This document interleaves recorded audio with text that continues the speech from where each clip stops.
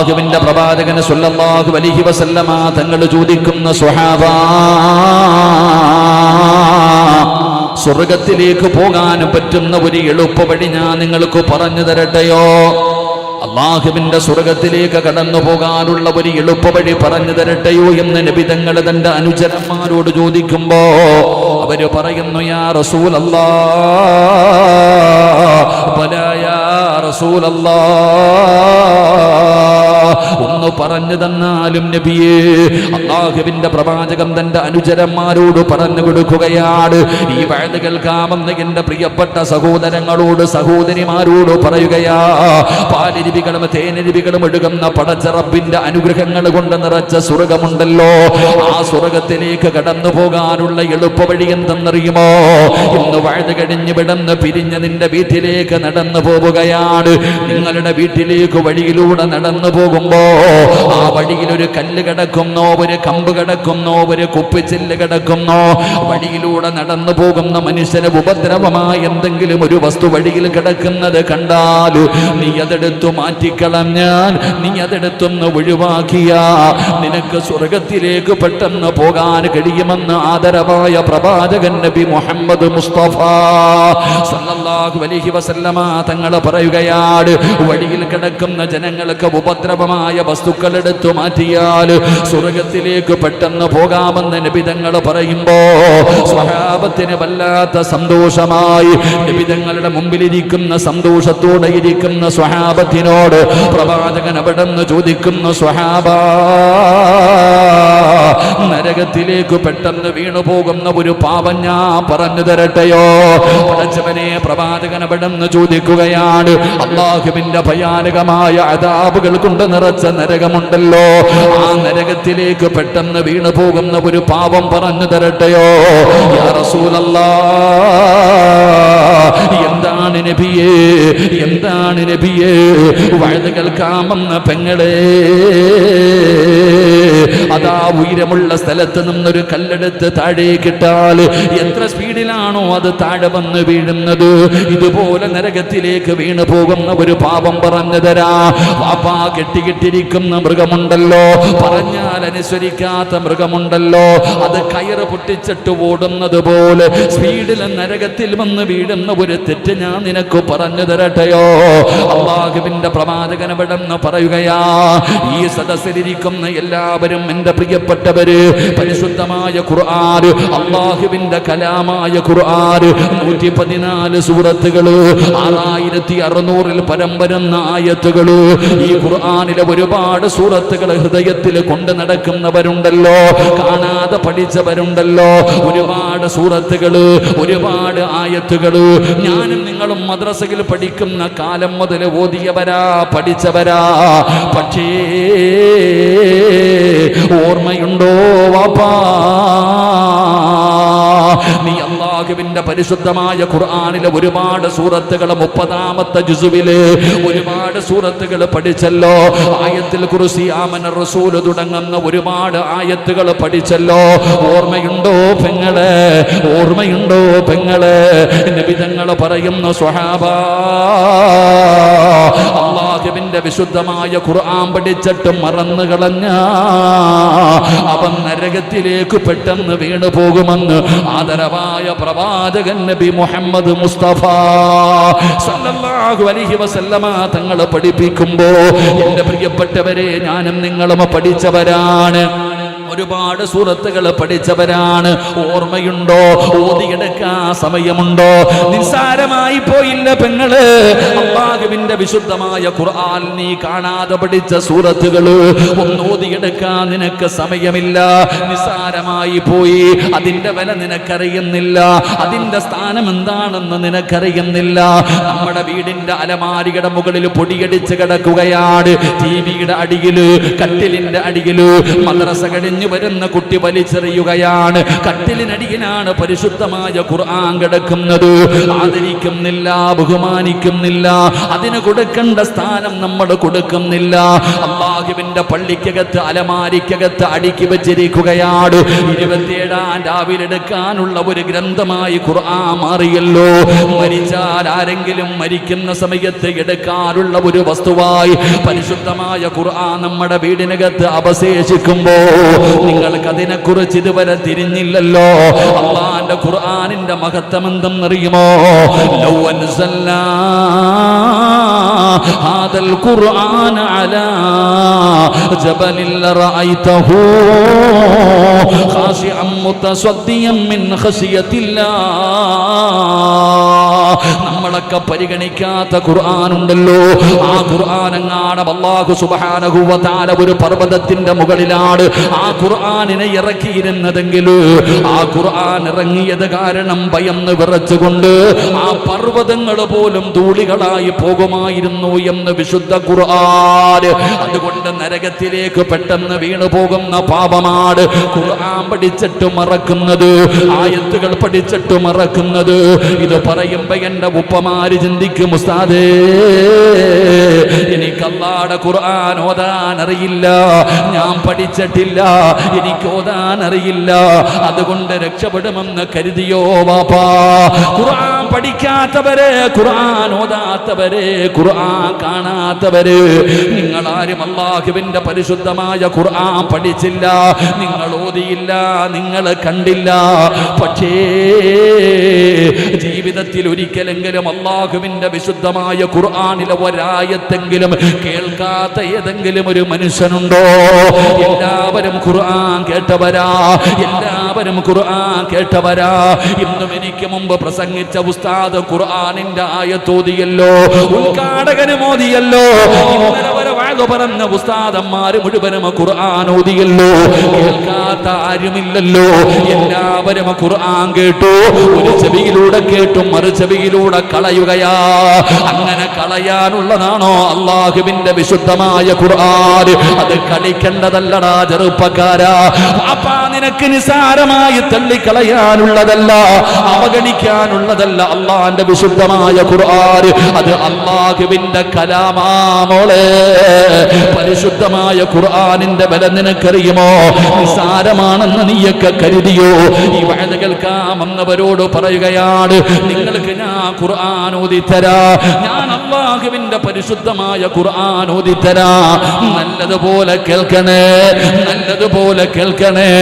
എല്ലാ വഅദ് കഴിഞ്ഞ് ഇറങ്ങി പോകുന്നത് പോലെ ഒരു ചെവിയിലൂടെ കേട്ടു മറു ചെവിയിലൂടെ കളഞ്ഞിട്ട് പോകാനാണ് നിന്റെ തീരുമാനമെങ്കിൽ, നിങ്ങളെ നിസാരമാക്കാനാണ് നിന്റെ ലക്ഷ്യമെങ്കിൽ, നിനക്ക് അല്ലാഹു തരുന്ന ശിക്ഷ എന്തെന്നറിയുമോ?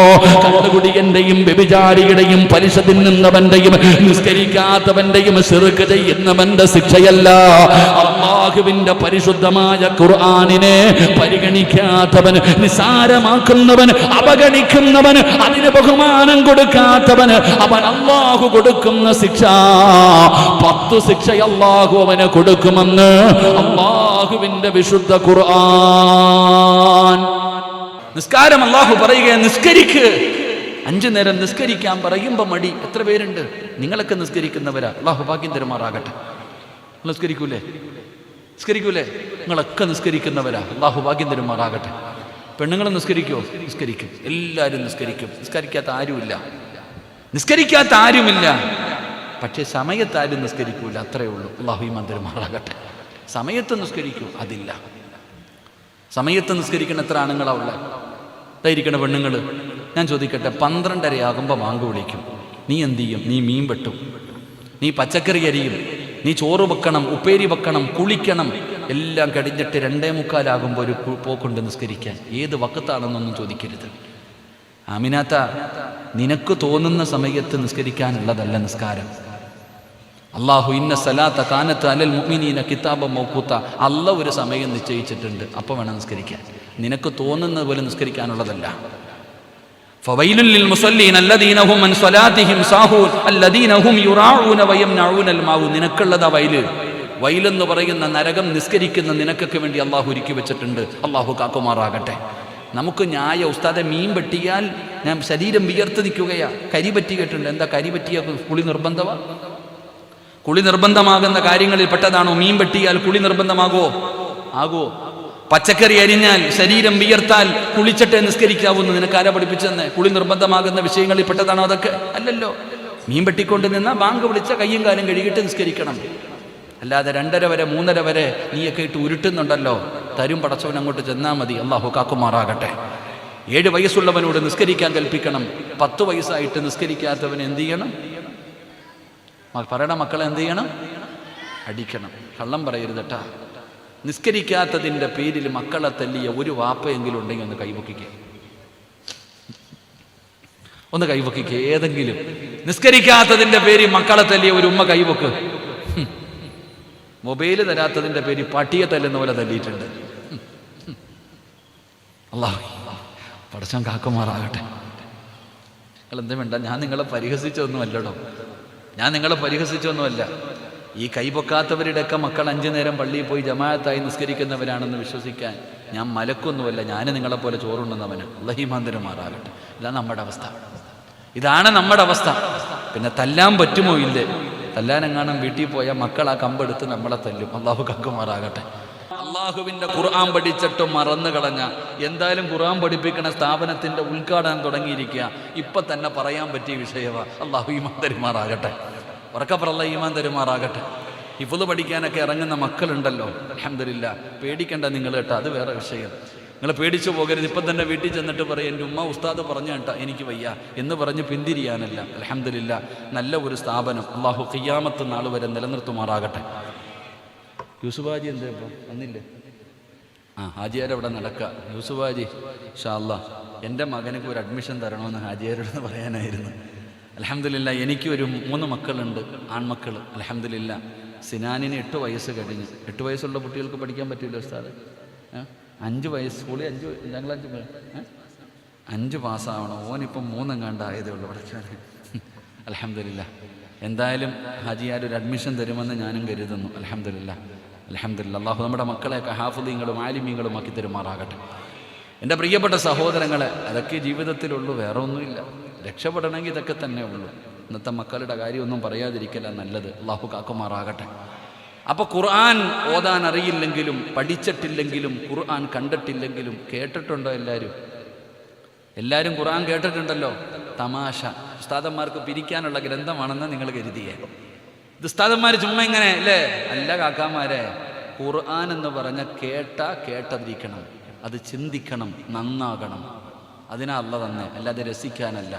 ഞാൻ നിങ്ങൾക്ക് ആയത്ത് ഓതിത്തരാം. ഞാൻ ഇന്ന് ഒരൊറ്റ ഹദീസും പറയൂല, ഖുർആൻ മാത്രം 10 ആയത്ത്. സമയമുണ്ടെങ്കിൽ 10 ഓതും, ഇല്ലെങ്കിൽ പറ്റണത്ര ഓതും. ഞാൻ ഖുർആനിൻ്റെ അർത്ഥം നിങ്ങൾക്ക് പറഞ്ഞു തരാം. നിങ്ങൾ ഖുർആൻ കേട്ടിട്ട് പരിഗണിച്ചില്ലെങ്കിൽ അല്ല നിങ്ങൾക്ക് തരുന്ന ശിക്ഷ. അള്ളാഹു കാക്കുമാറാകട്ടെ. അള്ളാഹു കാക്കുമാറാകട്ടെ. അപ്പോൾ തുടങ്ങല്ലേ? നല്ലതുപോലെ ചിന്തിച്ചോണം. നിസ്സാരമല്ലിത്. ഇത് കളിയും തമാശയുമല്ല. പിരിവൊന്നുമില്ലല്ലോ. അൽഹംദുലില്ലാ, ഇന്ന് റാഹത്ത് ആദ്യമായിട്ടാണ് പിരിവില്ലാത്തൊരു വയത്. എനിക്കാണെങ്കിൽ പിരിക്കാതെ വയത് പറയാനും അറിയില്ല. അതാണ് എൻ്റെ പ്രശ്നം. ഞാൻ വല്ലാഹി സത്യം, ഞാൻ ഉള്ള കാര്യം പറയും. എനിക്കാണെങ്കിൽ പിരിക്കണം. എനിക്കാണെങ്കിൽ സ്വന്തമായിട്ട് സ്ഥാപനങ്ങളൊന്നുമില്ല. എനിക്കെല്ലാ ദിവസവും പിരിച്ചാലേ പറ്റൂ. ഒരു പിരിവുമില്ല. സുബ്ഹാനല്ലാഹ്, പോയി എന്തെങ്കിലും ഒരു സാധനം വേണമെങ്കിൽ നോക്കി വെച്ചോ. എനിക്കാണെങ്കിൽ പിരിക്കാതെ ഇൻഷാ അല്ലാഹ് നിങ്ങളൊരു മോതിരം ആരെങ്കിലും ഊരി തരണം കേട്ടോ. ഇൻഷാ അല്ലാഹ് ദുആ ചെയ്യുമ്പോൾ ചോദിക്കാതെ തരണം. എനിക്ക് അൽഹംദുലില്ലാ പിരിച്ചാലേ എനിക്ക് സമാധാനം കിട്ടും. അല്ലാഹു ബർക്കത്ത് ചെയ്യുമാറാകട്ടെ. ഞാനൊരിടത്ത് വഴുതിന് പോയിട്ട് വഴുതൊക്കെ കഴിഞ്ഞിട്ട് പോകുമ്പോൾ ഇങ്ങനെ ഒരു കടയിലിരിക്കുക. ഒരാൾ ഓടി വന്നിട്ട് ചോദിക്കണം, ആ വഴുത് പറഞ്ഞ ഉസ്താദ് എന്തേന്ന്? ഞാൻ വിചാരിച്ചു എന്നെ തല്ലാൻ വന്നതാണ്. സത്യമായിട്ട് ഞാൻ തട്ടുകടയിൽ ഇങ്ങനെ ഇരിക്കുമ്പോൾ ഒരാൾ ഓടി വന്നിട്ട് ചോദിക്കണം, ആ ഉസ്താദ് എന്താ വഴുത് പറഞ്ഞ ഉസ്താദ്? ഞാൻ ഇങ്ങനെ പേടിച്ചിരിക്കുക, എന്തേ ഉള്ള വിഷയം? പിരിവൊക്കെ ഉണ്ടായിരുന്നു. ഇയാൾ എൻ്റെ അടുത്ത് വന്നിട്ട് പറഞ്ഞു, ഞാൻ നിങ്ങൾ വന്ന് കാണാൻ വന്നതാണ്. ഞാൻ ചോദിച്ചു എന്തേന്ന്? എൻ്റെ ഭാര്യ അറുത്ത കൈക്ക് ഉപ്പ് തേക്കാത്തവളാ.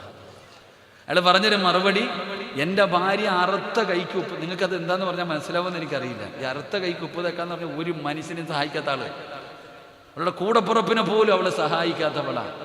അവളുടെ കയ്യിൽ നിന്ന് ഒരു മോതിര ഊരിയ വാങ്ങി വെച്ച ഉസ്താദ് വന്ന് കാണാൻ വന്നതാണ്. ആ എൻ്റെ ഭാര്യയുടെ കയ്യിൽ നിന്നൊരു മോതിരം വാങ്ങിച്ച ഉസ്താദിനെ വന്ന് കാണാനുള്ള ആഗ്രഹം കൊണ്ട് വന്നതാ. അയാൾ എന്നെ വന്ന് കണ്ടിട്ടൊക്കെ പോയി. അതുകൊണ്ട് ഇതാണ് പിരിവ്. ഇൻഷാ അല്ലാഹ് അല്ലാഹു നമുക്ക് ബർക്കത്ത് ചെയ്യുമാറാകട്ടെ. എൻ്റെ പ്രിയപ്പെട്ട സഹോദരങ്ങളെ, ഒന്ന് അല്ലാഹുവിൻ്റെ പരിശുദ്ധമായ ഖുർആൻ ആ കലാമ് കേട്ട് പരിഗണിക്കാതെ നടക്കുന്ന ഒരു മനുഷ്യൻ അല്ലാഹു കൊടുക്കുന്ന ഒന്നാമത്തെ ശിക്ഷ എന്താ? ഒന്നാമത്തെ ശിക്ഷ, ഈ വഅദിന്റെ സദസ്സിലിരിക്കുന്ന ചില മക്കൾക്കൊരു പരാതിയുണ്ട്. ഈ സദസ്സിലിരിക്കുന്ന ചില മക്കളുടെ പരാതി എന്താ? ഉസ്താദെ, എൻ്റെ വാപ്പയ്ക്ക് 50ഉം 60ഉം വയസ്സായി, മുടിയൊക്കെ നരച്ചു, തൊലി ചുളുങ്ങി, രോഗങ്ങളുണ്ട്. എൻ്റെ വാപ്പയുടെ സ്വഭാവം ഇതുവരെ നന്നായിട്ടില്ല ഉസ്താദെ. എൻ്റെ വാപ്പ ഇപ്പോഴും ഒരു മാറ്റമില്ല. വാപ്പയ്ക്ക് 40ഉം 50ഉം കഴിഞ്ഞിട്ടും എൻ്റെ വാപ്പ നന്നാകുന്നില്ല, നിസ്കരിക്കുന്നില്ല, ഖുർആൻ ഓതുന്നില്ല, ദിക്റ് പറയണില്ല. ഇപ്പോഴും 18കാരനെ പോലെ ചാറ്റിക്കൊണ്ട് നടക്കുകയാ. എൻ്റെ വാപ്പ നന്നാകുന്നില്ല ഉസ്താദെ. പെണ്ണുങ്ങൾ ചോദിക്കുന്നു ഉസ്താദെ, മരുമക്കൾ ചോദിക്കുകയാ, പടച്ചവനെ ഈ തള്ള എന്താ അല്ലാ ഇത്രയും പ്രായമായിട്ട് നന്നാകുന്നില്ല? മുടിയൊക്കെ നരച്ച രോഗിയായ ഉമ്മ 24 മണിക്കൂറിലധികം നേരവും TV മാറ്റണേയില്ല, സീരിയൽ ഇങ്ങനെ മാറി മാറി കണ്ടുകൊണ്ടിരിക്കുക. നിസ്കരിക്കുന്നില്ല, ഖുർആൻ ഓതുന്നില്ല, ദിക്റുകൾ പറയുന്നില്ല. അസൂയയും ഏഷണിയും പരദൂഷണവും പറയുന്ന ഉപദേശിക്കുന്നവരെ പ്രാകുകയാ, ശപിക്കുകയാ. എന്തേ പടച്ചവനെ എൻ്റെ ഉമ്മച്ചി നന്നാകാത്തത്? മക്കൾ ചിന്തിക്കുന്നു. മറു സൈഡിൽ മാതാപിതാക്കളുടെ വിഷമം. 15 വയസ്സ് 20 വയസ്സായി ഇവൻ കഞ്ചാവടിക്കുന്നു. റബ്ബേ, ഇവൻ എന്താ ഇങ്ങനെ ആയിപ്പോയേ? ഞാൻ പറയുന്നത് അനുസരിക്കുന്നില്ലല്ലോ. എൻ്റെ മക്കൾ പറഞ്ഞിട്ട് എന്നെ അനുസരിക്കുന്നില്ല. എന്നെ തല്ലാൻ വരികയാണ്, എന്നോട് കയർത്തു സംസാരിക്കുകയാണ്, എൻ്റെ മുമ്പിൽ അവനെ ചാടിക്കേറുകയാണ്. എത്ര ഉപദേശിച്ചിട്ടും എൻ്റെ പൊന്നുമകൻ നന്നാകുന്നില്ലല്ലോ. ഉമ്മമാർക്കും ഉപ്പമാർക്കും വല്ലാത്ത സങ്കടമാണ്. അവർ ചോദിക്കുകയാ, എന്തുകൊണ്ടാണ് ഇവൻ നന്നാകാത്തത്? എൻ്റെ പ്രിയപ്പെട്ട പെങ്ങളെ, എളുപ്പത്തിൽ മനസ്സിലാകുന്ന ഒരു ഉദാഹരണം പറഞ്ഞു തരാ. പാലൂരിന്റെ പരിസരത്തുള്ള 18 വയസ്സുള്ള ഒരു പെൺകുട്ടി മൊബൈലിലൂടെ, അതാ ഫേസ്ബുക്കിലൂടെ ഒരു ചെറുപ്പക്കാരനുമായി പ്രണയമാവുകയാണ്. പ്രണയമ തലയ്ക്ക് പിടിച്ചു, വീട് വിട്ട് വെളിയിലിറങ്ങുകയാണ്. അവസാനം പോലീസ് സ്റ്റേഷനിൽ നിന്ന്, കോടതിയിൽ നിന്ന് അവളെ പിടിച്ചു വീട്ടിലേക്ക് കൊണ്ടുവന്നു. അല്ലാഹുവേ, അതാ വിഷമം സഹിക്കാൻ കഴിയാതെ കൂടപ്പുറപ്പുകൾ അവിടെ തല്ലുകയാണ്.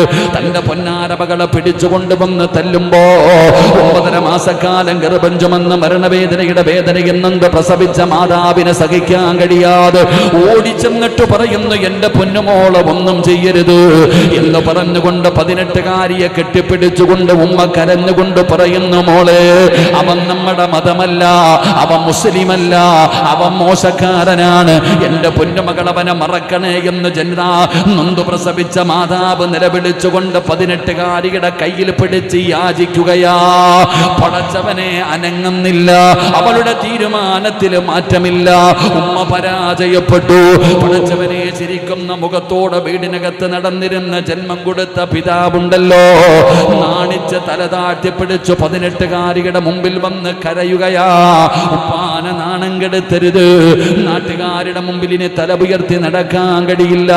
കുടുംബസമേതം ആത്മഹത്യ ചെയ്യാനല്ലാതെ വേറൊരു വഴിയുമില്ല.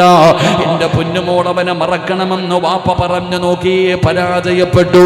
പിന്നെ ഘോഷയാത്രയാണ്. കുടുംബക്കാര് വന്നു, കാരണവന്മാര് വന്നു, കൂടപ്പുറപ്പുകൾ വന്നു, നാട്ടുകാര് വന്നു, കൂട്ടുകാര് വന്നു, കമ്മറ്റിക്കാര് വന്നു. അവസാനം അല്ലാഹുവിന്റെ പള്ളിയിലെ ഇമാമ കടന്നു വന്നു. ഉസ്താദ് നരകവും മരണവും ഖബറും പരലോകവും സിറാത്തും മീസാനും എല്ലാം പറഞ്ഞു കൊടുത്തു. മോളെ, ഈമാനില്ലാതെ മരിച്ചു പോകും മോളെ.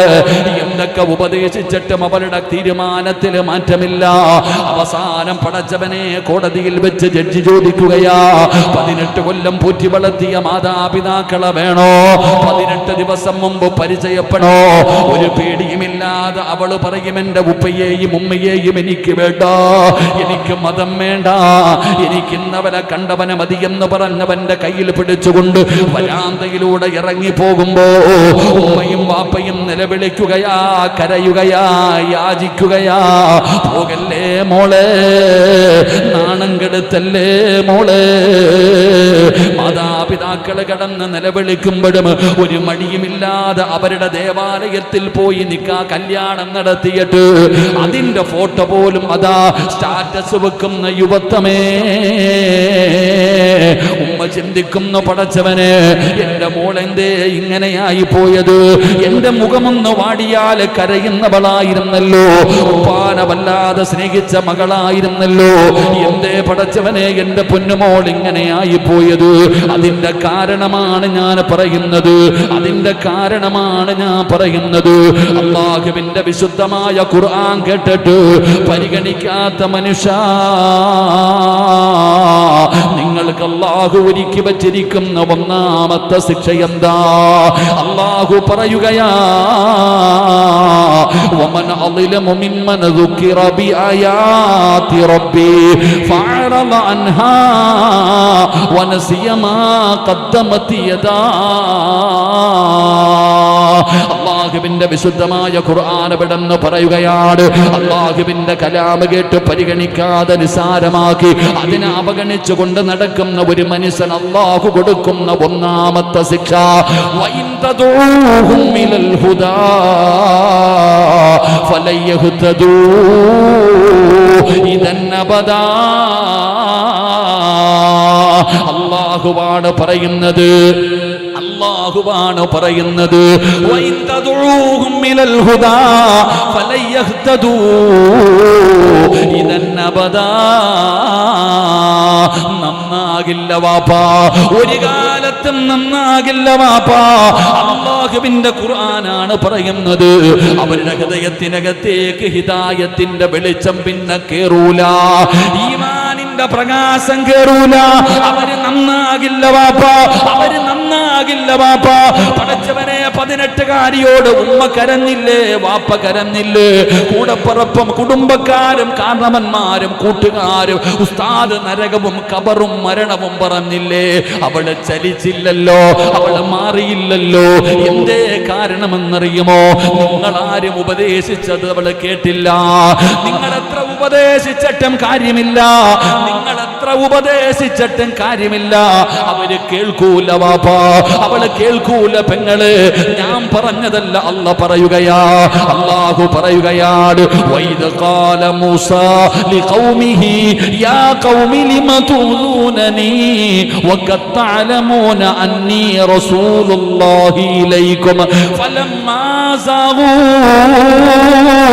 അസാഅല്ലാഹു ഖുലൂബഹും വല്ലാഹു ലാ യഹ്ദിൽ ഖൗമൽ ഫാസിഖീൻ. അല്ലാഹു പറയുകയാ, അവരുടെ ചെവി അല്ലാഹു അടച്ചു വെച്ചിരിക്കുകയാണ്, അവരുടെ ഹൃദയം അല്ലാഹു അടച്ചു വെച്ചിരിക്കുകയാണ്. പടച്ചവൻ സീല് വെച്ചത് പൊട്ടിക്കാൻ, അല്ലാഹു സീല് വെച്ചത് പൊട്ടിക്കാൻ ഈ ലോകത്ത് ആരെ കൊണ്ടാടോ പറ്റുന്നത്? അല്ലാഹു പറയുകയാ, അവര് നന്നാകില്ല വാപ്പാ, അവര് നന്നാകില്ല ചെറുപ്പക്കാരാ. നിന്റെ ഉപ്പ ഒരുപാട് ഖുർആൻ കേട്ടിട്ട് പരിഹസിച്ചവനല്ലേ, കളിയാക്കിയവനല്ലേ, നിസാരമാക്കിയവനല്ലേ. പിന്നെ എങ്ങനെയാ നന്നാവുക? അല്ലാഹു അവരുടെ ഹൃദയം അടച്ച്, അവരുടെ ചെവി അടച്ച് അല്ലാഹു സീല് വെക്കുമെന്ന് അല്ലാഹുവിന്റെ വിശുദ്ധ ഖുർആൻ. അല്ലാഹു ഈമാൻ നൽകി അനുഗ്രഹിക്കുമാറാകട്ടെ. എത്ര ഉപദേശിച്ചിട്ടും കാര്യമില്ല, കാരണം ചെവിയും ഹൃദയവും അടച്ചിട്ട് അല്ലാഹു സീല് വെച്ചു. അല്ലാഹു വെച്ച സീല് പൊട്ടിക്കാൻ ആരെ കൊണ്ടാ പറ്റുക? അല്ലാഹു കാക്കുമാറാകട്ടെ. റമളാൻ വരുന്നു, വിശുദ്ധ റമളാൻ വരുന്നു. റമളാനിന്റെ ഒന്നാമത്തെ രാവിൽ തന്നെ ലോകത്തുള്ള സർവ്വ ശൈത്താന്മാരെയും മലക്കുകൾ പിടിച്ച് ചങ്ങലക്കിടുമെന്ന് ആദരവായ പ്രവാചകൻ നബി മുഹമ്മദ് മുസ്തഫ. ആദരവായ പ്രവാചകൻ നബി മുഹമ്മദ് മുസ്തഫ എല്ലാ ശൈത്താന്മാരെയും മലക്കുകൾ പിടിച്ച് ചങ്ങലക്കിടൂലേ? നിങ്ങൾ ഇവിടെ ഇടൂല്ലേ? ഇടുവോ ഇല്ലേ? ഇടുവോ ഇല്ലേ? ഇടുമോ ഇല്ലേ? ഇടും. എല്ലാ ശൈത്താന്മാരെയും പിടിച്ച് ചങ്ങലക്കിടും. എന്നിട്ടും ചില കാക്കാമാര് വീടിയും വലിച്ച് നടക്കണം കണ്ടിട്ടില്ലേ? റമളാൻ മാസത്തിൽ നോമ്പും പിടിക്കൂല, നിസ്കരിക്കത്തുമില്ല, പള്ളിയിലും കയറത്തില്ല, ഇങ്ങനെ നടക്കും, മുണ്ടും മടക്കി കുത്തി. ആ മുസ്ലിമീങ്ങൾ തന്നെ ചോദിക്കുന്നു, എടാ ചങ്ങാതി, എല്ലാവരും നോമ്പ് പിടിക്കണല്ലോ, നീ എന്തേ പിടിക്കാത്ത? അളിയൻ്റെ പണി നോക്കളിയാപ്പോ. വീട്ടിൽ കയറി ചെല്ലുമ്പോൾ ഭാര്യ ഭർത്താവിനോട് ചോദിക്കുന്നു, നിങ്ങളുടെ രോഗം പിടിച്ച് കിടക്കണ ഉപ്പ വരെ നോമ്പ് പിടിച്ചിട്ടുണ്ട്, നിങ്ങളിങ്ങനെ വെട്ടി വിഴുങ്ങുന്നല്ലോ, നിങ്ങൾക്ക് പൊടി മരണമൊക്കെ ഉള്ള തലയിലെടുത്തിട്ട് അടിച്ചു കൊടുക്കും. ഇതവസ്ഥ അതാ. ചിലതങ്ങനെ. അള്ളാഹു കാക്കുമാറാകട്ടെ.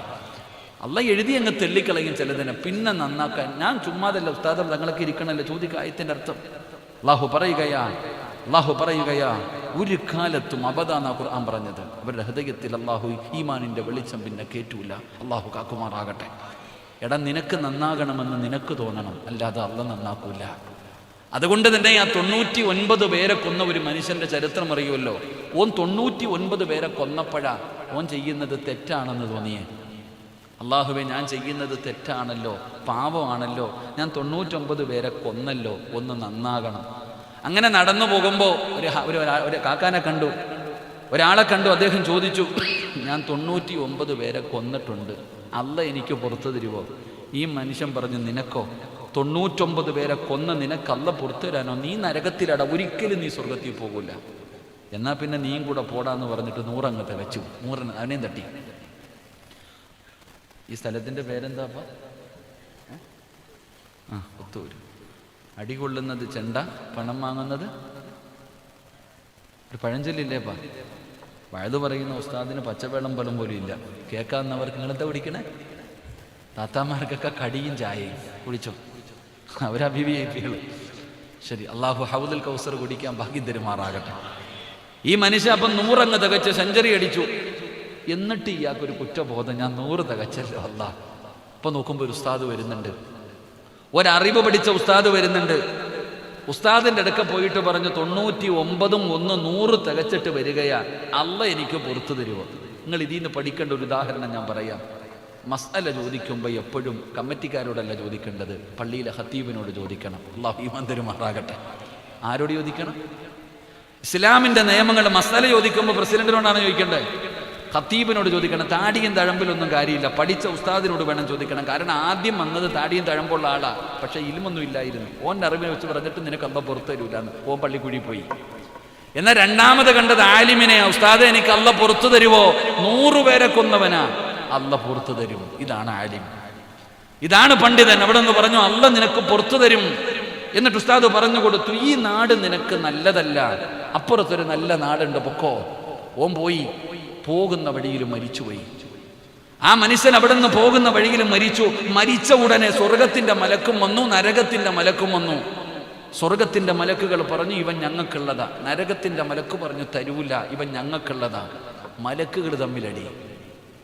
100 കൊല ചെയ്തവന് വേണ്ടി സ്വർഗത്തിന്റെ മലക്കും നരകത്തിന്റെ മലക്കും വഴക്കുകൂടി. അള്ളാഹു നമുക്ക് ഈമാൻ തരുമാറാകട്ടെ. നമ്മൾ മരിച്ചാൽ നമ്മുടെ വീട്ടിലും വഴക്ക് നടക്കും. സ്വർഗത്തിലും നരകത്തിലും കൊണ്ടുപോകാനല്ല, വാപ്പാടെ സമ്പത്തിന് വേണ്ടി മക്കൾ തല്ലും. അള്ളാഹു കാക്കുമാറാകട്ടെ. 100 കൊല ചെയ്തവന് വേണ്ടി മലക്കുകൾ, സ്വർഗത്തിന്റെ മലക്കും നരകത്തിന്റെ മലക്കും, ഞങ്ങൾക്ക് വേണം, ഞങ്ങൾക്ക് വേണം. നമ്മുടെ വീട്ടിൽ ഉപ്പാടെ കാർ എനിക്ക് വേണം, കുടുംബ വീട് എനിക്ക് വേണം, കട എനിക്ക് വേണം, അതെനിക്ക് വേണം, ഇത് വേണം. ഉമ്മയുടെ സ്വർണ്ണം എനിക്കുള്ളതാ, ഉമ്മ നേരത്തെ പറഞ്ഞിട്ടുണ്ട് എനിക്കുള്ളതാണ്. ഇതാ വിഷയം. എൻ്റെ പ്രിയപ്പെട്ട സഹോദരങ്ങൾ, അവസാനം ആ മനുഷ്യന് സ്വർഗത്തിലേക്ക് കടന്നുപോയി എന്ന് ചരിത്രം പഠിപ്പിക്കുമ്പോൾ പേടിക്കണം നിങ്ങളൊക്കെ. ഞാൻ പറയുന്നതിന് സാരമല്ല. അള്ളാഹുവിൻ്റെ ഖുർആൻ കേട്ടിട്ട് പരിഗണിച്ചില്ലെങ്കിൽ അല്ല എഴുതി അങ്ങ് തെള്ളും കാക്ക. പിന്നെ നിന്നെ നന്നാക്കാൻ ഈ ലോകത്താരെ കൊണ്ടും പറ്റൂല. ഇപ്പൊ മനസ്സിലായോ ഉമ്മ, നിന്റെ പ്രായമുള്ള ഉമ്മ നന്നാകാത്തത്? പെങ്ങളെ വാപ്പ നന്നാകാത്തതിന്റെ കാരണം, എത്ര പറഞ്ഞിട്ടും അനുസരിക്കാത്തതിന്റെ കാരണം അള്ളാഹുവിന്റെ പരിശുദ്ധമായ ഖുർആനിനെ വിടന്ന് നിസാരമാക്കിയതാ. അതുകൊണ്ട് വിശദീകരിക്കുന്നില്ല. ഒന്നാമത്തെ ശിക്ഷ, അല്ലാഹു അവരുടെ ഹൃദയം അടയ്ക്കുകയാണ്, അവരുടെ ചെവി അല്ലാഹു അടയ്ക്കുകയാണ്, അല്ലാഹു അവരെ എഴുതി തള്ളുകയാണ്. പിന്നെ ഒരിക്കലും അവര് നന്നാകില്ലടോ. വിശദീകരിക്കുന്നില്ല. രണ്ടാമത്തെ ആയത്തേതാ? അല്ലാഹു പറയുകയാ, വമൻ അളിലമു മിമ്മൻ ദുക്കിറ ബിആയാതി റബ്ബി സുമ്മ അഅറള അൻഹാ ഇന്നാ മിനൽ മുജ്രിമീന അള്ളാഹുവിന്റെ വിശുദ്ധമായ ഖുർആൻ പറയുന്ന രണ്ടാമത്തെ ശിക്ഷ എന്തെന്നറിയുമോ? അള്ളാഹുവേ, ഉസ്താദന്മാര് ഖുർആനിന്റെ ആയത്തോതിയിട്ട് മരണത്തെക്കുറിച്ച്, ഖബറിനെക്കുറിച്ച്, ഖബറിലെ ശിക്ഷയെക്കുറിച്ച്, നരകത്തെക്കുറിച്ച്, മഹ്ശറയെക്കുറിച്ച് പറയുകയാ. മോനെ, നിസ്കരിക്കണം, അള്ളാഹുവിനെ ഭയന്നുകൊണ്ട് ജീവിക്കണം, ഔറത്ത് മറച്ചുകൊണ്ട് നടക്കണം, നല്ല കോലത്തിൽ നടക്കണം. ഉസ്താദന്മാര് പറയുകയാണ്, പെണ്ണിനോട് പറയുന്ന, പെണ്ണെ ശരീരം മറയ്ക്ക്, മുടിയൊക്കെ നിന്റെ ഔറത്താണ്, മോളെ തലമറച്ചിട്ട് വേണം നടക്കാൻ. നരകത്തിലധികവും പെണ്ണുങ്ങളാണ്. അല്ലാഹുവേ, ഭയാനകമായ ശിക്ഷ അല്ലാഹു ഒരുക്കി വെച്ചിട്ടുണ്ടെന്ന് ഉസ്താദന്മാര് വഅദ് പറയുമ്പോ ചെറുപ്പക്കാര് ചോദിക്കുന്ന, ഉസ്താദേ, ഇതൊക്കെ വിവരമില്ലാത്തവരോട് പറ, ഞങ്ങൾക്ക് വിദ്യാഭ്യാസമുള്ളവരാണ്, നരകം പടച്ചിട്ടുണ്ടെന്ന് നിങ്ങൾ പറയുന്നല്ലോ. എവിടെയാ ഉസ്താദേ നരകമിരിക്കുന്നത്? ആകാശത്തിലാണോ ഭൂമിയിലാണോ? മുകളിലാണോ, ഭൂമിയുടെ അടിയിലാണോ, കടലിന്റെ അടിയിലാണോ, എവിടെയാണ് നരകമിരിക്കുന്നതെന്ന് പരിഹസിക്കുന്ന ചെറുപ്പക്കാരുണ്ടല്ലോ. പെങ്ങളെ, അല്ലാഹുവിനെ പേടിച്ച് നടക്കാൻ പറയുമ്പോ എന്റെ പെൺകുട്ടികൾ ചോദിക്കുകയാ, എല്ലാവരും സ്വർഗത്തിൽ പോയാ നരകത്തിലും പോകാനും ആള് വേണ്ടേ? നരകത്തിലും പോകാൻ ആള് വേണ്ട. നിങ്ങളൊക്കെ സ്വർഗത്തിൽ പൊക്കോ, നിങ്ങൾ നരകത്തിൽ പൊക്കൊള്ളാം എന്ന് പരിഹസിക്കുന്ന യുവത്വമേ, ഞങ്ങൾ പറഞ്ഞിട്ട് നിങ്ങൾക്കാർക്കും വിശ്വാസം വരുന്നില്ലെങ്കിൽ നിങ്ങളുടെ കണ്ണുകൊണ്ട് കാണുമല്ലോ പെങ്ങളെ. കണ്ണുകൊണ്ട് കണ്ടാ വിശ്വസിക്കുമോ ചെറുപ്പക്കാരാ? അല്ലാഹുവിന്റെ നരകം നിന്റെ കണ്ണുകൊണ്ട് കണ്ടാ വിശ്വസിക്കുമോ? എങ്കിലും കൊണ്ടുവരുമടാ ചെറുപ്പക്കാരാ. പെങ്ങളെ, അല്ലാഹുവിന്റെ ഭയാനകമായ നരകം നിന്റെ കണ്ണിന്റെ മുമ്പിലേക്ക് കൊണ്ടുവരുന്ന ഒരു സമയമുണ്ടല്ലോ. എപ്പോഴാണ് കൊണ്ടുവരുന്നത്? ഇസ്രാഫീൽ എന്ന് പറയുന്ന മലക്ക് സൂർ എന്ന് പറയുന്ന കാഹളത്തിൽ രണ്ടാമത് മൂതുമ്പോ പള്ളിപ്പറമ്പിലെ കബറിനകത്ത് നിന്ന് എഴുന്നേറ്റ് പട്ടിയുടെയും പന്നിയുടെയും കഴുതയുടെയും പേപ്പട്ടിയുടെയും പിന്താരങ്ങളിൽ കുടികുത്തി വെച്ച് വരുന്നവർ, നടന്നു വരുന്നവർ, ഇഴഞ്ഞു വരുന്നവർ, മുഖത്ത് മാംസമില്ലാത്തവർ, കുഷ്ഠരോഗികളെ പോലെ വരുന്നവർ നാളെ കബറിനകത്ത് നിന്ന് എഴുന്നേറ്റ് ഉടുതുണിയില്ലാതെ പടച്ചറപ്പിന്റെ പരലോകത്തേക്ക് ഉമ്മ പ്രസവിച്ചിട്ടതുപോലെ അല്ലാഹുവിന്റെ കോടതിയിലേക്ക് കടന്നു വരുന്ന ഒരു ദിവസമുണ്ടല്ലോ. പേടിച്ചു വിറച്ചുകൊണ്ട് തലതാട്ടി പിടിച്ചുകൊണ്ട് റബ്ബിന്റെ കോടതിയിലേക്ക് കടന്നു വരികയാ. ആടുകളെ മേച്ചുകൊണ്ടു പോകുന്നത് പോലെ അല്ലാഹുവിന്റെ മലക്കുകൾ എന്നെയും നിങ്ങളെയും കൊണ്ടുപോകുമല്ലോ. ഉടുതുണിയില്ലല്ലോ, ചെമ്പിന്റെ തറയിലാ. പടച്ചവനെ, 9:30 ശരീരം വിയർക്കുകയാണ്. സൂര്യൻ അസ്തമിച്ചിട്ട് മണിക്കൂറുകളായി ശരീരം വിയർക്കുന്നു. ഫാനിന്റെ ചുവട്ടിൽ ഇരുന്നിട്ടും ശരീരം വിയർക്കുകയാണ്. വല്ലാത്ത ചൂട്, വല്ലാത്ത പ്രയാസം. ഫർദയുടെ ഉള്ളിലൂടെ ശരീരത്തിലൂടെ വിയർപ്പ് തുള്ളികൾ ഒഴുകുമ്പോ പ്രയാസപ്പെടുന്ന ഉമ്മ, ഇതൊന്നും ഒരു വിയർപ്പല്ല, ഇതൊന്നും ഒരു ചൂടല്ല. വിയർപ്പൊക്കെ എവിടെയാണെന്നറിയോ? ചൂടുള്ള നാളുണ്ടേ, ഖിയാമന്നാളാ. ചുരുക്കി പറഞ്ഞാൽ എന്തു ഹാലാ ചൂളാ. വൻദോഷ വണ്ടിയോ മായി വരുന്നേ കാളാ. ക്ഷീണത്തിനാലൊലിക്കുന്നതാണേ ഇള. സുഹൃത്തുക്കളെ, തിളയ്ക്കുന്നതാണേ മൂള. അമലൊന്നുമില്ല തങ്ങു ചെന്നാ കോള. വീട് കെട്ടുന്ന ഇഷ്ടിക കണ്ടിട്ടുണ്ടോ? പതാ ചെളിയുള്ള മണ്ണിനകത്ത് നിന്ന് ഉണ്ടാക്കിയ ഇഷ്ടിക എങ്ങനെയാണ് ചുമന്ന നിറമായതെന്ന് നിനക്കറിയില്ലേ വാപ്പാ? അത് കടിക്ക് വെച്ച് പച്ചവിറകിട്ട് കത്തിച്ച് ആ ചൂള നീ കണ്ടവനല്ലേ? ആ ചൂള നീ കണ്ടിട്ടില്ലേ വാപ്പാ? പാനൂരിൽ നിന്ന് കാളവണ്ടി ചുമട് വലിച്ചു കൊണ്ടുപോകുമല്ലോ. ആ കാളയുടെ വായിലൂടെ പതയും നൊരയും ഒഴുകുന്നത് കണ്ടിട്ടില്ലേ? ഇതുപോലെ നാളെ വരും വാപ്പാ. കാളയുടെ വായിൽ നിന്നല്ല, മനുഷ്യന്മാരുടെ വായിക്കകത്ത് നിന്ന് പതയും നൊരയും വരുന്ന ഒരു ദിവസം അറിയാ. പെങ്ങളെ, അടുക്കളയിലെ ചോറ് വെക്കുന്നവളല്ലേ, കലത്തിനകത്ത് കിടന്ന ചോറ് തിളക്കുന്നത് കാണുന്നവളല്ലേ, അടുപ്പെടുത്ത് മാറ്റുന്നവളല്ലേ, തീ കുറയ്ക്കുന്നവളല്ലേ. എങ്കിലും പെങ്ങളെ, നാളെ പടച്ചറപ്പിന്റെ പരലോകത്ത് വെച്ച് നിന്റെയൊക്കെ തലയോട്ടിക്കകത്ത് കിടക്കുന്ന തലച്ചോറുണ്ടല്ലോ, അത് തിളച്ചിട്ട് മുഖത്തുകൂടെ ഒലിക്കുന്ന ഒരു ദിവസം വരാനുണ്ട്. യാ വൈലതാ, യാ ഹസ്രതാ, എന്റെ നാശമേ, എന്റെ നാശമേ എന്ന് പറഞ്ഞുകൊണ്ട് നിലവിളിക്കുന്ന ഒരു ദിവസമുണ്ട്. അന്ന് ഒരു ചാണ് മുകളിലാ 15 ലക്ഷം കിലോമീറ്ററുകളിൽ മുകളിൽ നിൽക്കുന്ന പടച്ചറപ്പിന്റെ സൂര്യനുണ്ടല്ലോ. അന്ന് ഒരു ചാണ് മുകളില്, തലയുടെ മുകളിലേക്ക് പടച്ചറപ്പ് ഇറക്കുന്ന ഒരു ദിവസമുണ്ടല്ലോ. ഇത് സിനിമാ കഥയല്ലടി പെണ്ണ്, അല്ലാഹുവിന്റെ ഖുർആൻ പറഞ്ഞതാ. പരിശുദ്ധമായ വിശുദ്ധമായ ഖുർആൻ പറഞ്ഞതാ.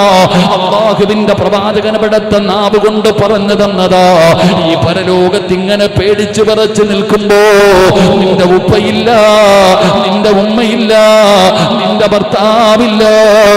യൗമ യഫിറുൽ മർഉ മിൻ അഖീഹി വഉമ്മിഹി വഅബീഹി വസാഹിബതിഹി വബനീഹി. ഒരാളും തിരിഞ്ഞു നോക്കാത്ത ദിവസം അല്ലാഹുവിന്റെ കോടതിയിൽ ഇങ്ങനെ നിൽക്കുമ്പോ മുഖറബുൽ അംലാക് മലക്ക് ജിബ്രീൽ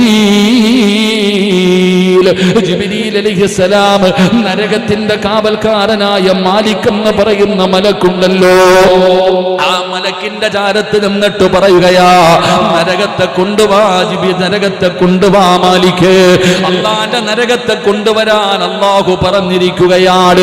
എങ്ങനെയാ ജിബ്രീല്, എങ്ങനെയാ ജിബ്രീല്, ഈ നരകത്തെ ഞാൻ എങ്ങനെ കൊണ്ടുവരാനാണ്? അല്ലാഹുവിന്റെ കൽപ്പനയാണ് ജിബ്രീൽ. പടച്ച റബ്ബേ, അല്ലാഹുവിന്റെ കൽപ്പനയാണെന്ന് പറയുമ്പോ മലക്കുകളെ വിളിക്കുകയാണ്, നരകത്തിന്റെ കാവൽക്കാരായ മലക്കുകളെ വിളിക്കുകയാ. ചങ്ങല എടുത്തുകൊണ്ടുവാ, ചങ്ങല എടുത്തുകൊണ്ടുവാ. നരകത്തിന്റെ കാവൽക്കാരായ മലക്കുകൾ ചങ്ങലകൾ കൊണ്ടുവരികയാണ്. ഒരെണ്ണമല്ല 70,000 ചങ്ങല, ഒരു ചങ്ങലയല്ല 70,000 ചങ്ങല കൊണ്ടുവന്ന് നരകത്തെ ബന്ധിപ്പിക്കുകയാണ്. ആ ഒരു ചങ്ങലയിലെ കൊളുത്ത് നീ കണ്ടിട്ടില്ലേ? ആനയെ കെട്ടുന്ന ആ ചങ്ങലയിൽ കൊളുത്തുകളെ ചേർത്ത് വെച്ചിട്ടില്ലേ ചെറുപ്പക്കാരാ? അല്ലാഹുവിന്റെ നരകത്തെ വലിച്ചു കൊണ്ടുവരുന്ന ചങ്ങലയില് ഒരു കൊളുത്തിന്റെ വലുപ്പം എന്തെന്നറിയോ?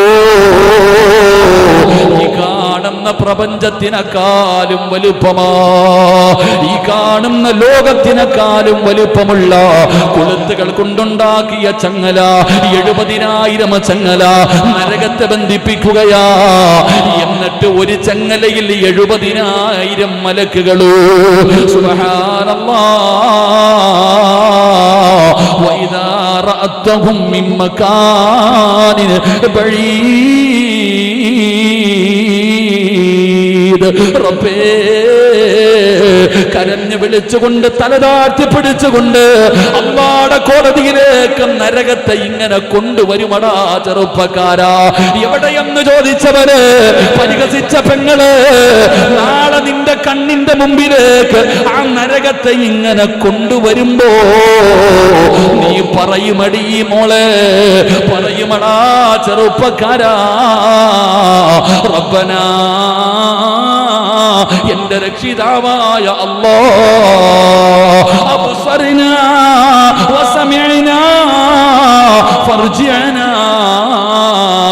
കണ്ടുപടച്ചവന്, നരകത്തെ ഞാൻ കണ്ടുപടച്ചവന്, വലുപ്പം കണ്ടുപടച്ചവന്, തീ കണ്ടുപടച്ചവന്, ശിക്ഷ കണ്ടുപടച്ചവന്, ഞാൻ കേൾക്കുന്നു പടച്ചവന്. ആ നരകം കടന്ന് വിളിക്കുന്നത് ഞാൻ എന്റെ ചെവി കൊണ്ട് കേട്ടു റബ്ബേ. എനിക്കെല്ലാ വിശ്വാസമായി പടച്ചവന്. ഫർജിഅനാ, ഫർജിഅനാ. നാളെ പരലോകത്ത് കടന്ന് തെണ്ടുമെന്ന് അല്ലാഹുവിന്റെ വിശുദ്ധ ഖുർആൻ. അതുകൊണ്ട് എന്റെ ചെറുപ്പക്കാരോട് പറയുകയാ, അല്ലാഹുവിന്റെ വിശുദ്ധമായ ഖുർആൻ ഓതിയിട്ട് എടാ പള്ളിയിൽ നിന്ന് 5 നേരം ബാങ്ക് വിളിച്ചാൽ ഹയ്യ അലസ് സ്വലാഹ്, ഹയ്യ അലൽ ഫലാഹ്.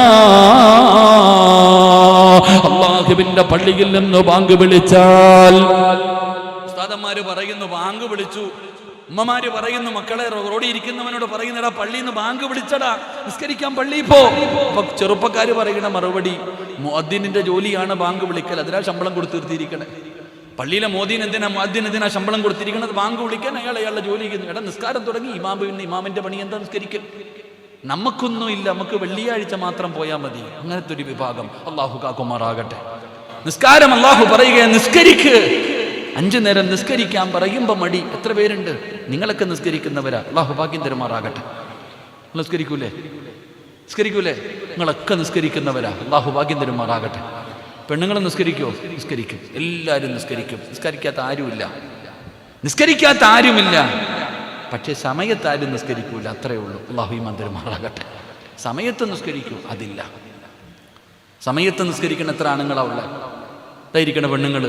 ഞാൻ ചോദിക്കട്ടെ, 12:30 ആകുമ്പോൾ ബാങ്ക് വിളിക്കും, നീ എന്ത് ചെയ്യും? നീ മീൻ വെട്ടും, നീ പച്ചക്കറി അരിയും, നീ ചോറ് വെക്കണം, ഉപ്പേരി വെക്കണം, കുളിക്കണം, എല്ലാം കഴിഞ്ഞിട്ട് 2:45 ഒരു പോക്കുണ്ട് നിസ്കരിക്കാൻ. ഏത് വക്കത്താണെന്നൊന്നും ചോദിക്കരുത്. ആമിനാത്ത, നിനക്ക് തോന്നുന്ന സമയത്ത് നിസ്കരിക്കാനുള്ളതല്ല നിസ്കാരം.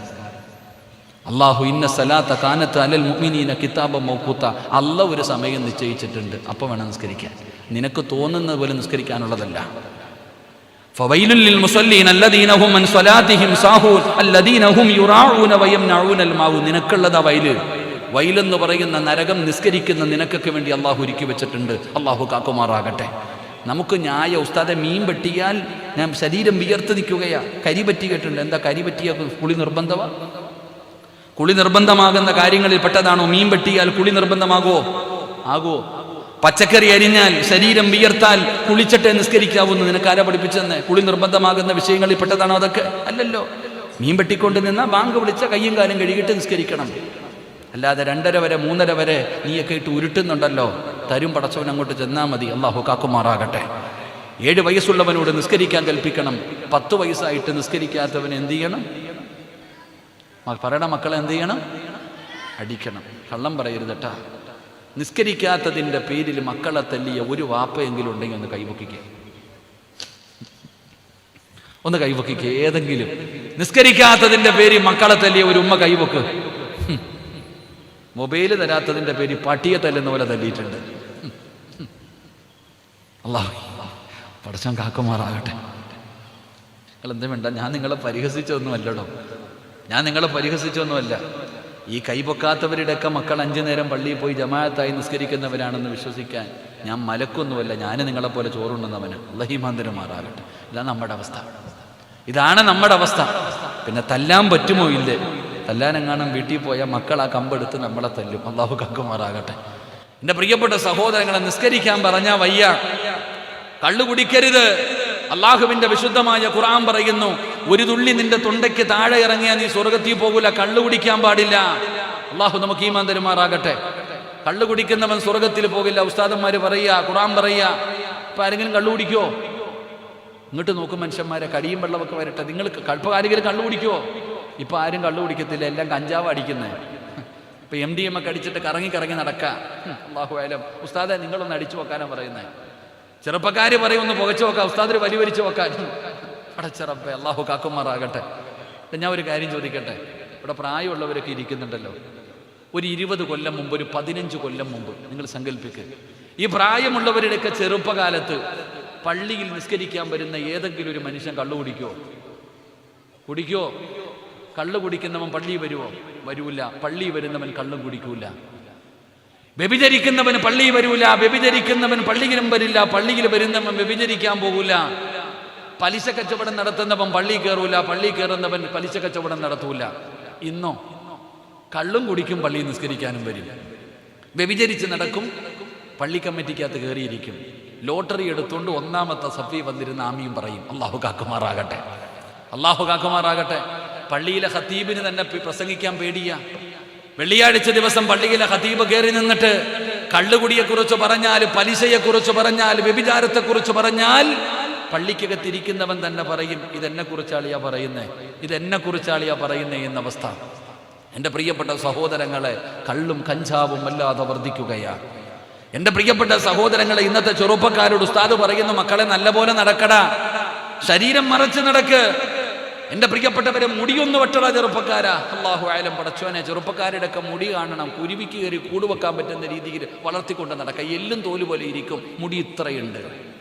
ഉമ്മായെ പോലെ വളർത്തിക്കൊണ്ട് നടക്കുകയാ. അല്ലാഹു ഈമാൻ നൽകുമാറാകട്ടെ.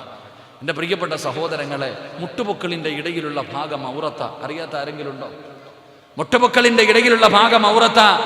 എന്നാൽ ഇന്നത്തെ ചെറുപ്പക്കാര് തുടയും കീറിയ പാൻറ് വിട്ടുകൊണ്ട് നടക്കുകയാ. അല്ലാഹു അവൻ്റെ ദാരിദ്ര്യം മാറ്റി കൊടുക്കുമാറാകട്ടെ. ആമീൻ പറ. നിന്റെ മോനെ ദരിദ്രവാസിയെ പോലെ കീറിയ പാൻറ് വിട്ടുകൊണ്ട് നടക്കുന്നുണ്ട്. അവനൊരു പാൻറ് വാങ്ങാൻ പൈസ ഇല്ല, നീ കൊടുക്കത്തുമില്ല. അല്ലാഹു അവൻ്റെ ദാരിദ്ര്യം മാറ്റി കൊടുക്കുമാറാകട്ടെ. എൻ്റെ പ്രിയപ്പെട്ടവരെ, നിങ്ങളൊക്കെ നല്ല പർദ്ദയും ധരിച്ച് ഹിജാബ് വിട്ട് കയ്യിൽ തസ്ബീഹും കയറ്റിയിട്ട് ഇങ്ങനെ ടിക് ടിക് നടിച്ച് നടക്കുക.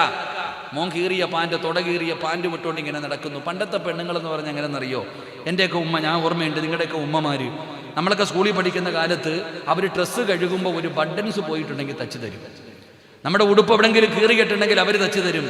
നീ നിന്റെ മക്കളുടെ തുണി കഴുകുന്നു, അവൻ്റെ കീറിയ പാൻറ് കണ്ടിട്ട് നിനക്ക് ഇന്ന് വരെ കരുണ തോന്നിയിട്ടില്ല. അള്ളാഹു നിങ്ങൾക്ക് കരുണ നൽകി അനുഗ്രഹിക്കുമാറാകട്ടെ. എൻ്റെ പ്രിയപ്പെട്ട സഹോദരങ്ങളെ തുറന്നിട്ടുകൊണ്ട് നടക്കുകയാ. ഇന്നത്തെ ചെറുപ്പക്കാരോട് അതൊന്നും പറഞ്ഞിട്ട് കാര്യമില്ല. എൻ്റെ പ്രിയപ്പെട്ട സഹോദരങ്ങളെ, അള്ളാഹുവിന്റെ പരിശുദ്ധമായ ഖുർആൻ ഇവിടെന്ന് പറയുകയാണ്, വലാ തഖറബുസ്സിനാ ഇന്നഹു കാന ഫാഹിശാ വസാഅ സബീലാ. അല്ലാഹുവിന്റെ വിശുദ്ധമായ ഖുർആൻ വ്യഭിചരിക്കരുതെന്ന് പറഞ്ഞില്ല.